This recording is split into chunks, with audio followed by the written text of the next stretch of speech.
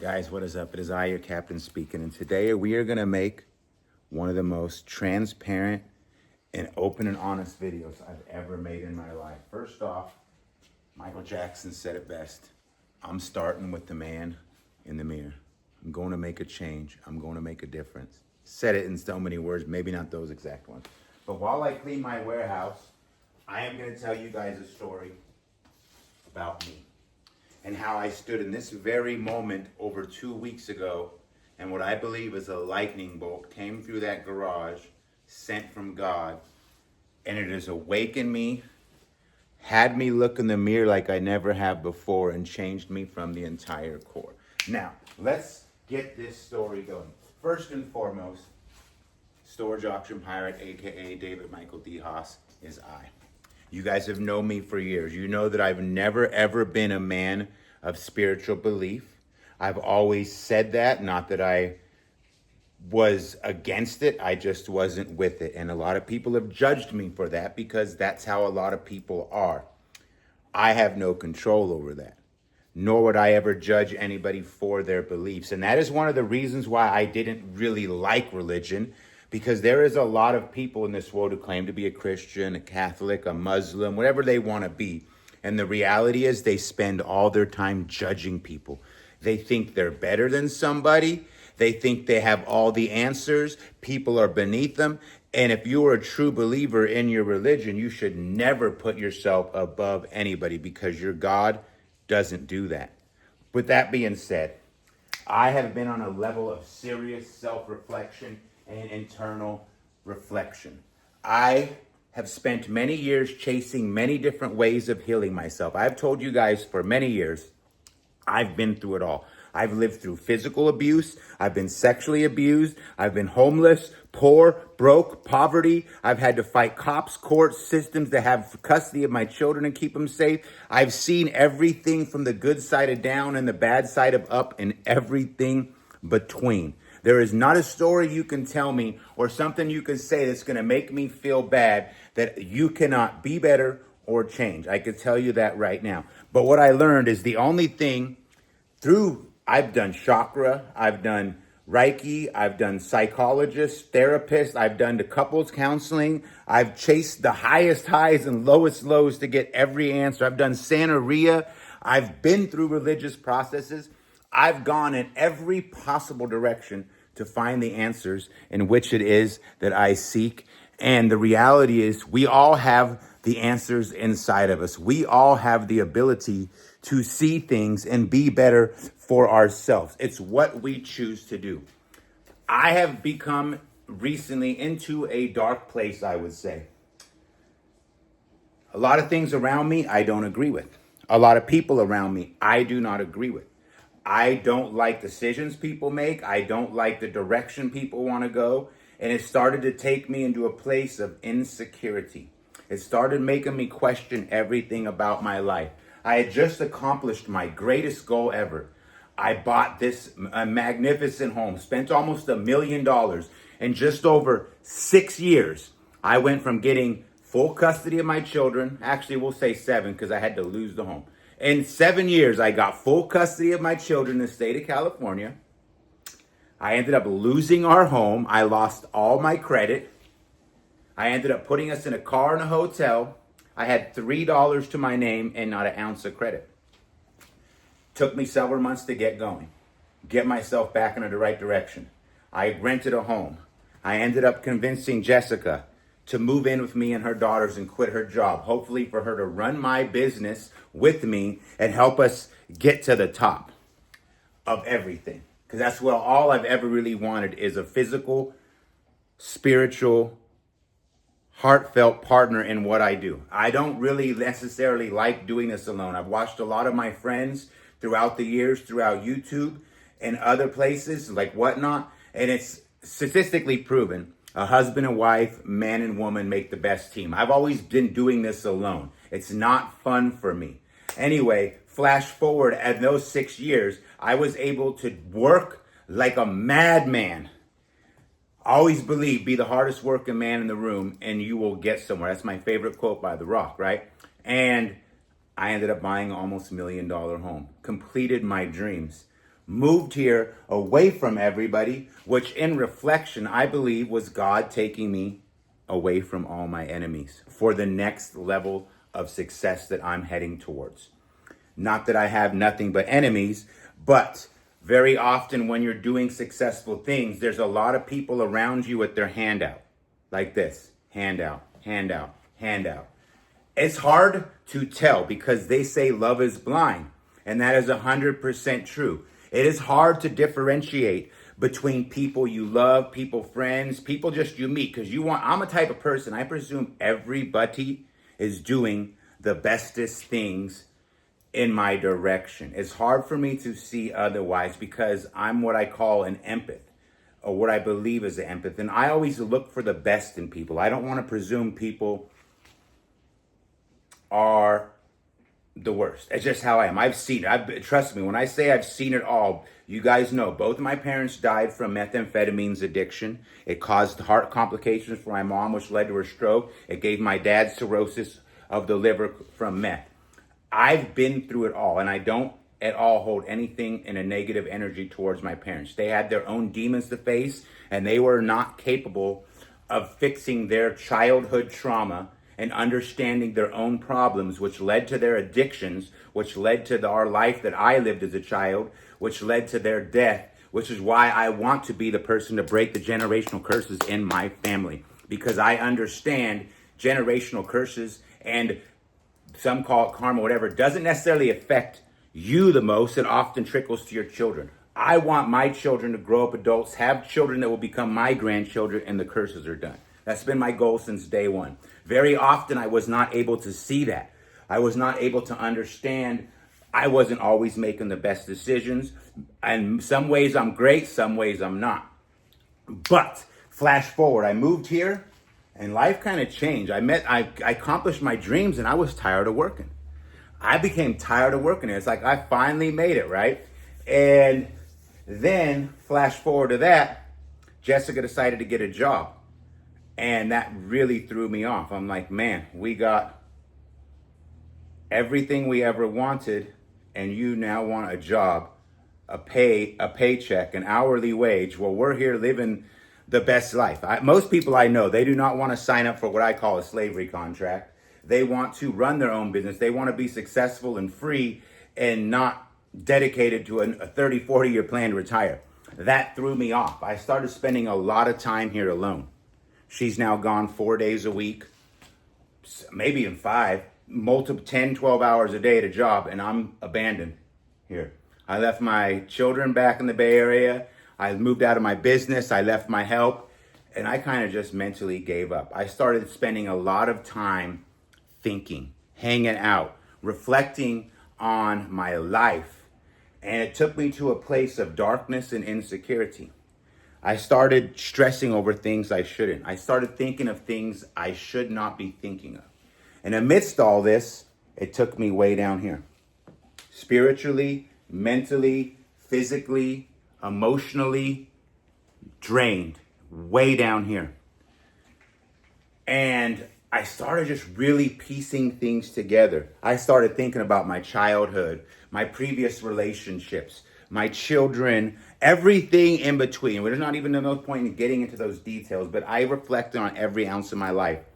And things really hit rock bottom. I was ready to just say, frick it all. Not this kind of frick it all, but I'm talking about just like, what am I doing? This is all a wasted dream. This is not what my dream was about. This is not my intentions. And I was emotionally distraught. And I believe in the midst of all of these things, I realized, I have not been the best father I could have been to my children. I know for many years, I either overcompensated for their lack of a mom, for their mom being a drug addict and being addicted to the things she was addicted to overcompensating from that in many levels that brought them to be, why is this? There we go. So I brought my children up and I did my best to raise them, but what I didn't understand is how I overcompensated in a lot of areas.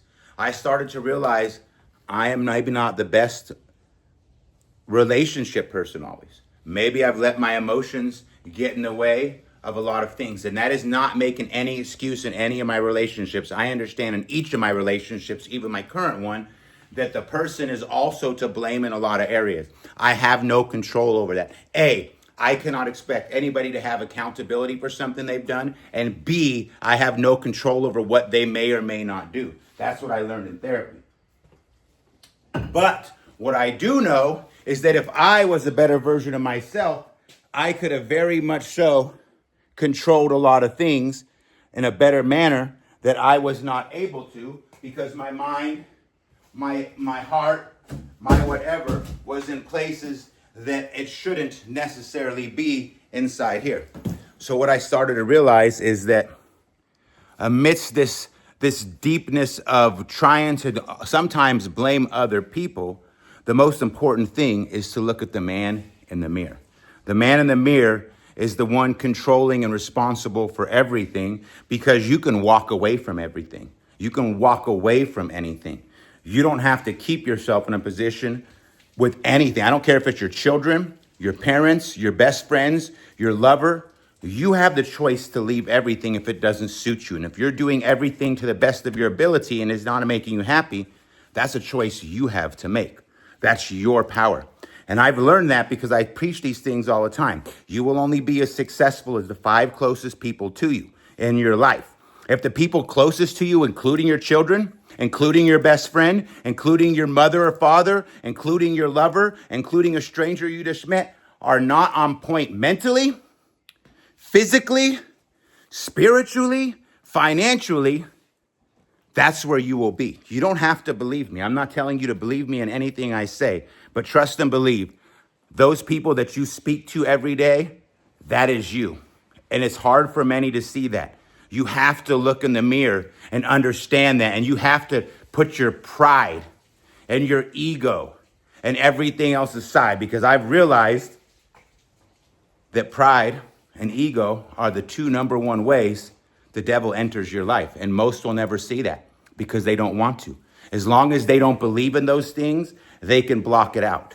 But through my spiritual awakening, I've understood this. And so I realized maybe if I was better in a lot of areas, I might have things closer to the way I want.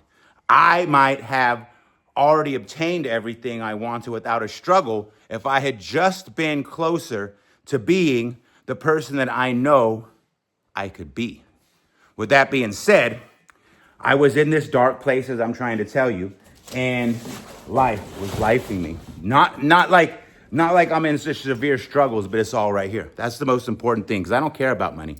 I don't care about priceless things. I don't care about material objects. I've learned that that is a crutch, and that is a thing that most people who have not figured out what life's about, that's where their struggle is. That's where their addiction is. That's where their self-worth is. That's where their pride is. That's where their ego is. That's where everything that you should not be focused on lies.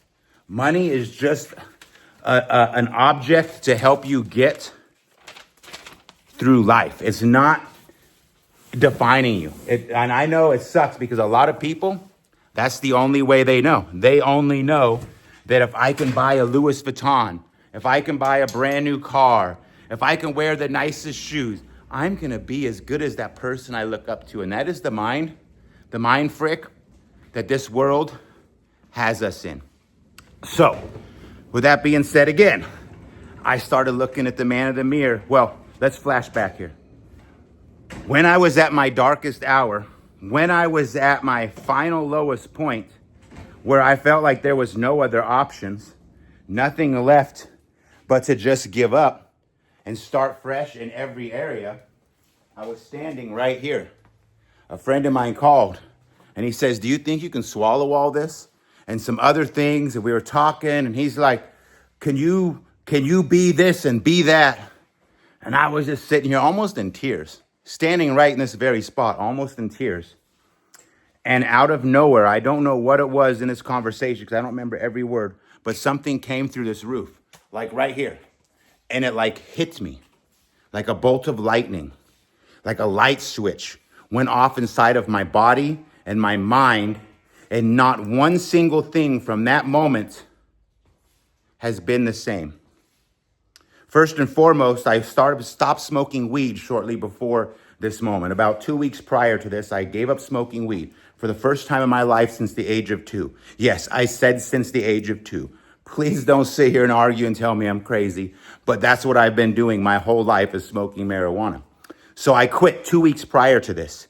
Ever since this moment, I've quit almost everything. I've given up cigarettes. I've given up being angry. I've given up worrying. I've given up chasing money. I've given up actually chasing almost everything. I believe that what happened was God has been knocking on my door for more than a decade, maybe my whole life.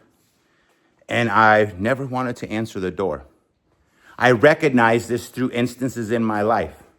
I recognize this in people I've met, instances I've been through, posts that came at the right time. Like, you ever go through TikTok and you're thinking about something and then poof, one appears.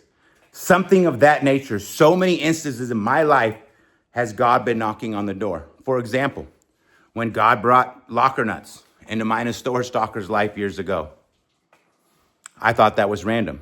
Locker nuts is a pretty, I wouldn't know the right word, holy guy. And here was store stalker and I, two kids from the street living wild lives. And we somehow got intertwined with Jack amidst our start of our YouTube careers. I believe that that was God talking to me. I believe God wanted me to listen.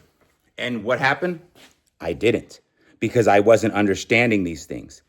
And there's other instances. For example, Jessica's oldest daughter, Anaya. She is very pure and religious. And I was not religious. And here she came into my life, and I would watch her every night. She would pray. She would pray over dinner. You know, I would have discussions with her about my beliefs and listen to her about hers. But I believe that was God sending an angel knocking on my door. I didn't answer. Then there's so many more instances. Don't want to have to give examples, but they just kept coming one at a time. It was in my times of asking for help, trying to understand. One thing I learned is that when you ask God for something, he doesn't just give you what you want. You ask for money, he's going to give you what I would call poverty, or he's going to give you the lack of money so you understand that money is not everything. And you can apply that example with everything. What I believe is I asked for so many things that God decided to break me down in every level. That he decided to not necessarily take from me, but give me the answers in every direction that I was looking for. Even though very often I have the answers. There's things in my life so many times I've been through that I realize I have answers, but I don't know how to change. Here's an example. Both my previous relationships, I was cheated on heavily. And I had the answers. I knew exactly what was going on, but I kept letting it unfold because what I really wanted was the person to look in my eyes and be honest, even though I had the proof. And something about my soul at the time was so intense and worried of them giving me the proof and proving that they love me, that they wanted me and they could be honest and they would not continue to lie. So I kept dragging myself through that process, knowing the answers, until finally I was able to see them for what they were. And the proof was given to me via their actions right in front of me, where it was undeniable and there was no more. I would never do that. If I was just going to cheat, I would just go cheat. Why would I be with you? Which is the dumbest answer anybody ever gives. And there's many other instances in my life where I put my self-worth in the hands of somebody else because I was not giving my faith to God. One of the things I started studying before God hit me with this bolt of lightning was words like faith, was words like submission, was all these things that I was starting to look at in my own current life kept leading me to God. And I wasn't answering. Then all of a sudden in these dark times, what I feel like happened was God sent me an army.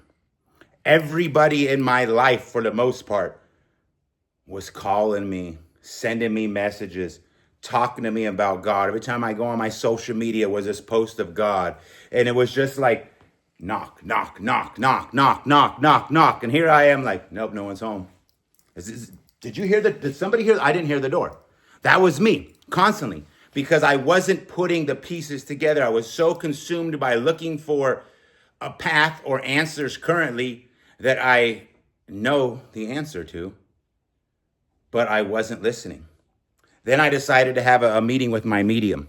My medium, I've had her for years. She is the person who helped me get past my childhood trauma from the physical abuse bestowed upon me by my mother, who hated me talking about this.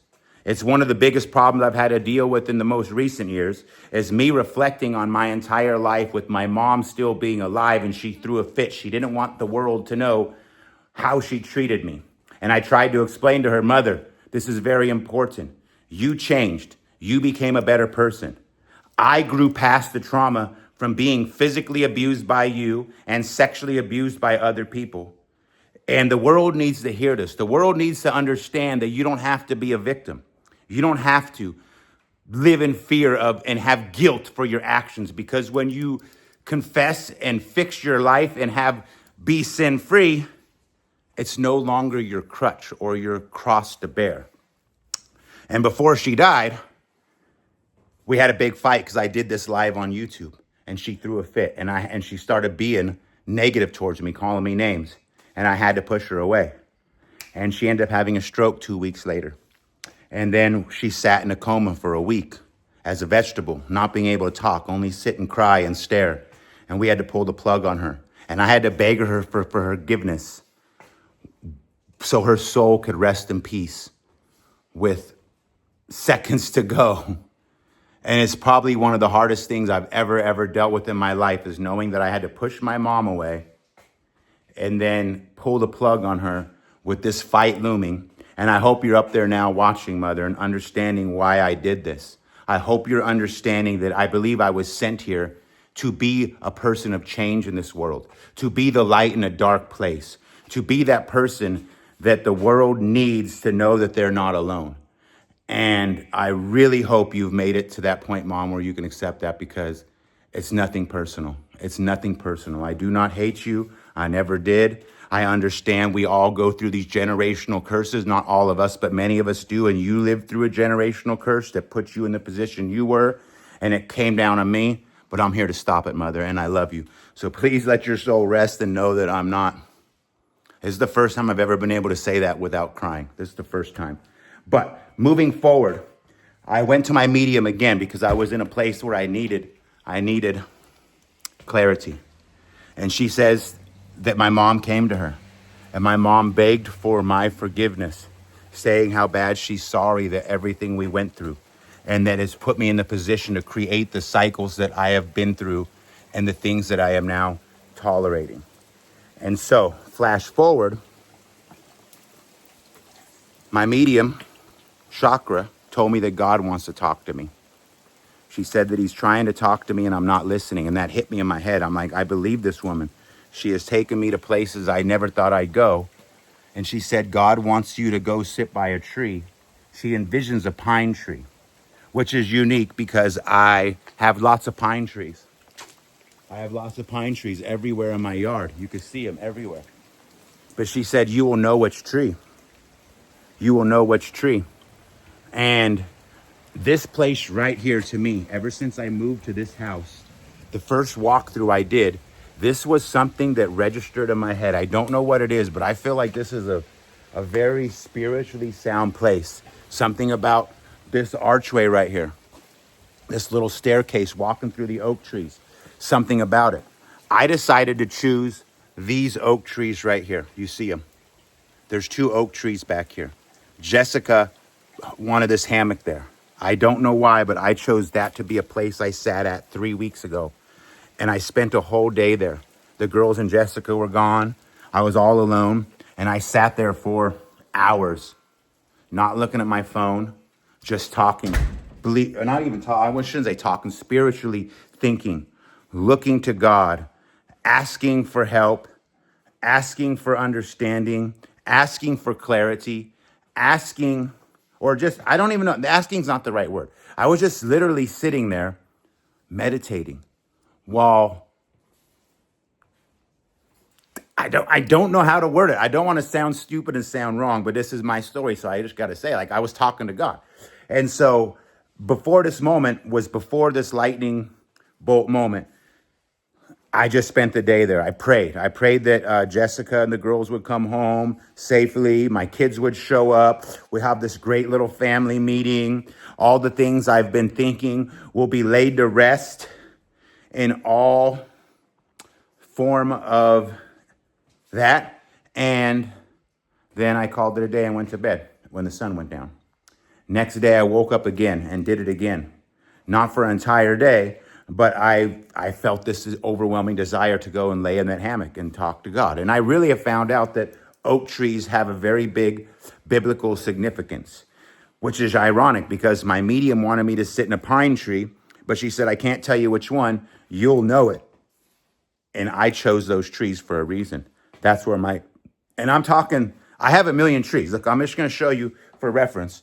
My house is covered in trees. Like there's literally 300 trees in my yard, and I chose them for a reason, despite her suggesting I do oak trees or pine trees, and they're everywhere. 300 trees in my front and backyard.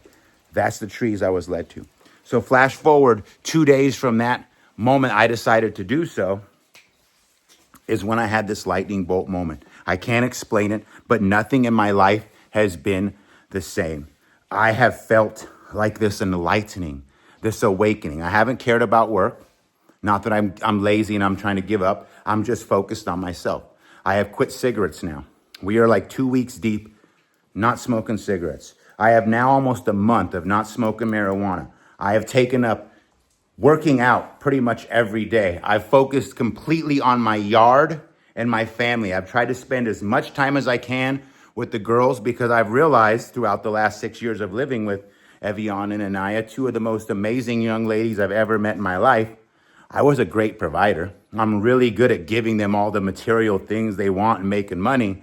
But the one thing I should have been giving them the most was my time, my dedication. I want to be the man that they deserve as a father and help be that empty part of their life that I don't want them to grow up with like a lot of people do. And I wasn't doing that to the best of my ability. I was more focused on getting this home. And that's not make me a bad person because buying this home to me was everything. It was one of the most important things to my family for me because my family deserves something to fall back on, to have security and stability. We could do things like grow a garden, build a guest house, have a trailer on. We could do whatever we want. It's ours and we own it. Well, the bank owns it, but we're working on that. And that goal was completed. And when I got here, I was so stressed out on money. I just spent like $180,000 of my life savings, which damn near wiped me out. And I realized I need to give them more time. I've been spending a lot of time cooking.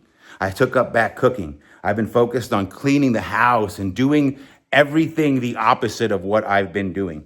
I've been trying to become a better person for my relationship. Again, I have no control over a counterpart. I realized that in my last two relationships and this one. Whatever happens. I have no control over it. The only thing I could do is be the best version of myself that God sent me to be. I've tried to come and have a deeper relationship with my children. I've been spending a lot of time communicating with both Sticks Picks and the Salt Princess, letting them know what I expect of them, letting them know where I went wrong, letting them know that a lot of things I've let slide and allow are not going to fly, and I have higher expectations of them. I am amending myself in every way. I've been looking at relationships in my life that I don't want. I want nothing to do with anything toxic. If you are a toxic person, if you are incapable of understanding your own trauma, if you are incapable of seeing the light in a dark place, I have to push you out of my life. Why? Because you must be able to focus on your own happiness. And you can only control that through what you allow in your life or what you're willing to accept. So I'm not saying that I'm just hating people and everybody's going away, but I'm cutting my circle down even smaller. Because as I said, you can only be as successful as the 5 closest people to you, and you are what you eat. And a lot of people will never understand that. They grew up with somebody. That's my homegirl from when I was 12. She's so nice. I would never do that to her. That's a choice you have to make. My homeboy's been there for me since day one. How can I turn my back on him? That's a choice you'll have to make in your life. What I understand is that even if it is your own parents or your children, sometimes in life you have to push people out of your life, snip, snip, snip, because they are not there for your best interests. They have their own investment into you and their interest in which they will direct you. And that is dangerous if you cannot guard your focus and you are not able to understand that love is blind and people will lead you in a direction that might not be best for you. And so throughout all of this, I have started reading the Bible. I've never done that in my life. I've been reading the Bible every day, maybe a page, maybe 10. I've started praying at every meal. I started doing all these things, monitoring my every move. And I'm trying my best to explain it to you guys without also implicating people and things that I feel, because it's not my choice or not my place to put other people in the spot. But I want to be transparent enough where you guys understand that you're not alone. And you understand that I have found my place, I believe, in this world, which I wasn't like in a bad, like I wasn't like off my rocker, but I wasn't where I needed to be. And moving forward, that's where I'm going to be. That's what I'm going to be doing moving forward. I'm here to be a better man for myself, for the world. I'm here to be a better father for all my children. I'm here to be a better person in a relationship. Whether this relationship stays on for life or it becomes another one, I will understand that I know what I want. I have expectations, and I will not allow toxicity in my life in any way, shape, or form. Whether you're my child, my parent, my lover, my friend, a stranger, I'm here to do things spiritually sound and be the man that God sent me. And I hope this video makes sense. I hope this does not sound ridiculous, because I know it probably does. But I appreciate you all if you've made it this far in the video. If you guys have any words of encouragement or things you can suggest or ideas, please let me know. I'm not trying to be, I know I used this word recently. I'm not here to be like this born again Christian who's just here to preach and act holier than thou, because that's one of the problems I've always had with religion. I've noticed too many people who believe in their religion are very judgmental. That's always turned me off. They act like everything they think and say is the only right way, and that is arrogance. If you cannot accept that you're wrong, or you cannot look at others and see a potential beautiful soul that needs help, or you feel that you are better than everybody because of your belief structure, that's pretty toxic. That is toxic, and that is not godlike. That is not what Jesus wants, and I don't want to be that person. I'm not better than anybody. I'm a man who has found a better place to be mentally and a path he should have been on his whole life, but I let the devil in too much, or the devil had touched me, or the devil was touching everyone around me, and that's dangerous because, again, love is blind. So the devil comes and touches those around you very often to help lead you in directions, and God allows that because God wants you to understand, and you'll have to learn a lesson the hard way. With that being said, I love y'all. I hope you enjoyed this video. And that's everything I got to say about that. I got to get back to work. I got to clean my warehouse. I got some videos dropping. We're live on Whatnot, live on bidswipe.net, and we're going to be making a lot of home vlogs too. I've got videos to put out. I'm back in action. I've been focused on the high. I feel like I'm like 21 again. I can't even explain to you guys. I've been doing some work around here and working out. I'm like alive. I can't even explain it. I love y'all. Blessings.